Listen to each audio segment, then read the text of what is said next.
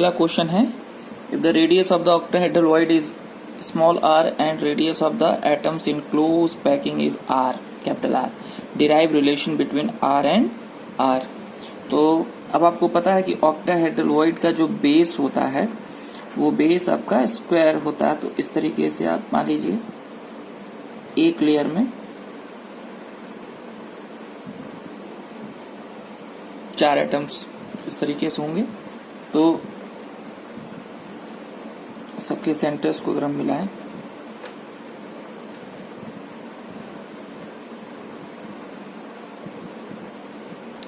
तो यहां से इसका जब इसके ऊपर एक लेयर और आएगा तो यहां पे जो बेस आएगा, इसी बेस को आप क्या बोलते हैं, ऑक्टाहेड्रल वॉइड बोलते हैं।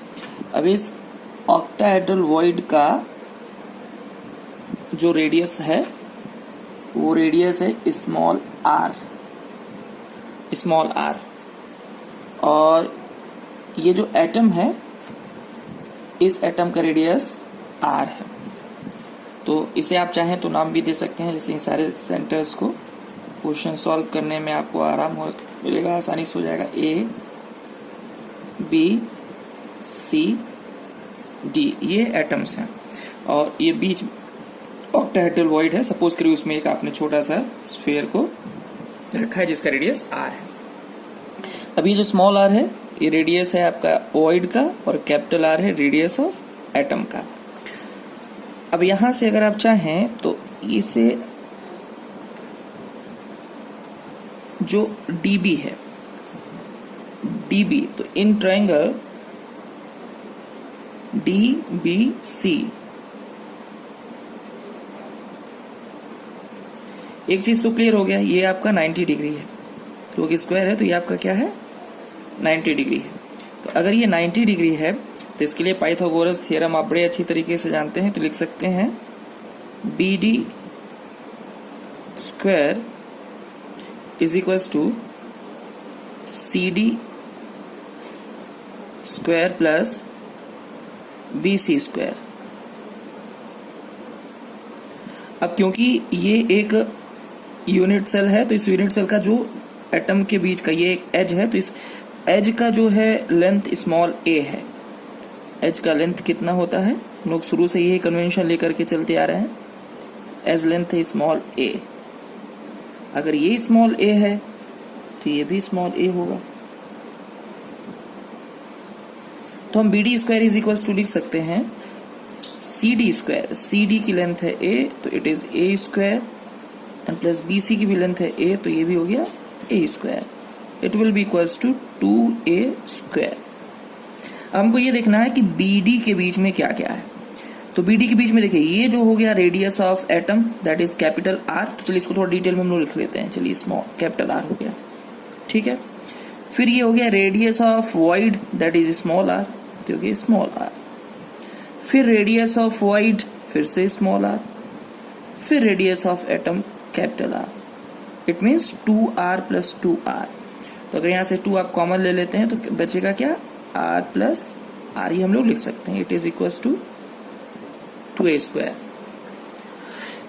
अब इसके बाद हम लोग यहां देखें तो a इज इक्वल्स टू क्या है, a इज इक्वल्स टू, यहां ध्यान से आप लोग देखेंगे तो capital R and capital R।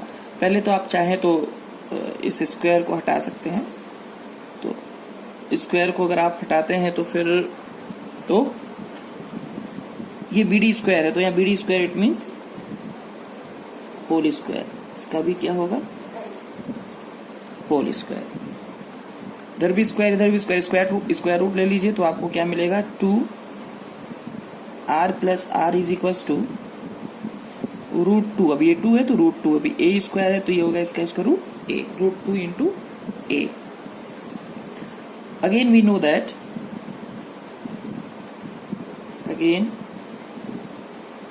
That,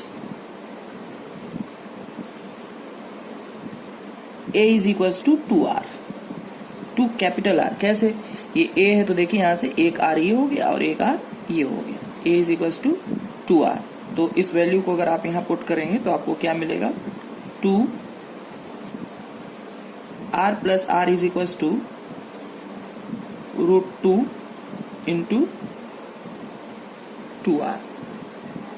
इस 2 को अगर आप इधर लेके आएंगे तो 2 से 2 कैंसिल हो जाएगा, इस r को फिर आप इधर लेकर आएंगे तो बनेगा क्या, r plus r upon capital R is equals to सिर्फ बचेगा √2। कैसे, क्योंकि इस 2 से ये 2 खर्च हो गया है ना, तो ये बचा r upon r plus r upon capital R। अभी देखिए यहां से हम लिख सकते हैं क्या, r upon r plus small r upon capital R is equals to √2 की वैल्यू 1.414। ओके, अब यहां से आपको पता है कि r अपॉन r ये हो गया आपका 1 plus r upon r is equals to 1.414, that implies that. अब यहां ध्यान से देखिए, ये 1 है, इधर जाएगा तो माइनस, तो r upon r is equals to 1.414 minus 1। तो क्या मिला आपको, r upon capital R is equals to 1.414 में से 1 आप जो है सब्सट्रैक्ट करेंगे तो क्या मिलेगा, 0.414। या फिर आप इसको क्या लिख सकते हैं, तो ये रिलेशन हो गया, आपसे रिलेशन ही तो डिराइव करना था, डिराइव रिलेशन बिटवीन, यहाँ क्वेश्चन में क्या पूछ रखा है आपसे, साफ साफ लिखा है derive relation between r and r, तो दैट इज द रिलेशन। इसको आप चाहो तो आप ऐसे भी लिख सकते हो, और small r is equals to 0.414 into capital R, दोनों में से आपको जो रिलेशन।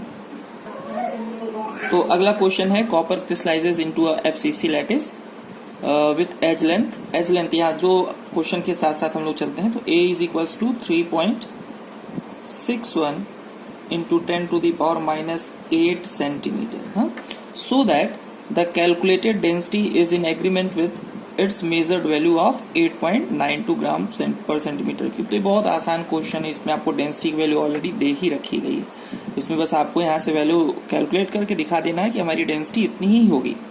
तो इससे आसान क्वेश्चन आपके लिए कुछ बन ही नहीं सकता है। तो A इज इक्वल टू आपको दे ही रखा है, डेंसिटी निकालने के लिए जो जो वैल्यूज चाहिए आपको पहले कैलकुलेट कर लीजिए। तो आपको चाहिए एवोगैड्रो नंबर की वैल्यू Na, तो 6.022 इंटू 10⁻23। आपको चाहिए Z की वैल्यू यानी number of atoms per unit cell. तो फॉर FCC आपको अच्छी तरीके से पता है कि FCC, अब FCC कहाँ से क्वेश्चन में दे रखा है FCC लैटिस, तो FCC के लिए Z की वैल्यू कितनी होती है, 4 होती है। अब हम लोग ने और क्या चाहिए इसके अलावा, तो इसके अलावा हम लोगों को लगभग कुछ नहीं चाहिए। मॉलिक्यूलर मोलर मास हम लोगों को चाहिए होता है कैपिटल M, उसके अलावा हम लोग को और कुछ नहीं। तो मोलर मास कितना होता है किसके लिए, तो कॉपर के लिए। तो कॉपर का मोलर मास 63.5 ग्राम पर मोल, 63.5 ग्राम। ओके, नाउ डेंसिटी आपने पहले भी पढ़ रखा है, Z into M upon Na into A cube, है ना। तो सारी वैल्यू पुट करके आंसर क्यों निकाला, तो Z की वैल्यू आपके पास दे रखी है 4, M की वैल्यू है 63.5, Na 6.022 इंटू 10⁻23, आपके पास A क्यूब। अब A की वैल्यू कितनी दे रखी है हमारे पास, तो 3.61 इंटू 10⁻⁻8 का होल क्यूब, A क्यूब है।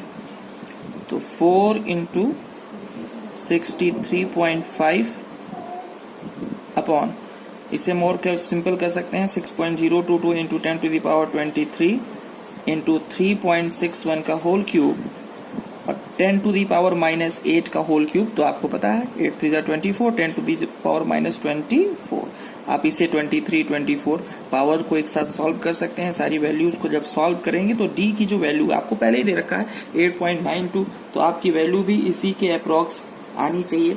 आप इसको सॉल्व करेंगे तो लगभग वैल्यू आपकी आएगी 8.96 ग्राम पर centimetre cube, which is totally in agreement with the given value 8.92 gram per centimeter cube. That is the question. Next question है, analysis shows that nickel oxide has the formula Ni 0.98 O 1.00. What fraction of nickel exist as Ni2 plus Ni3 plus. अच्छा, इस question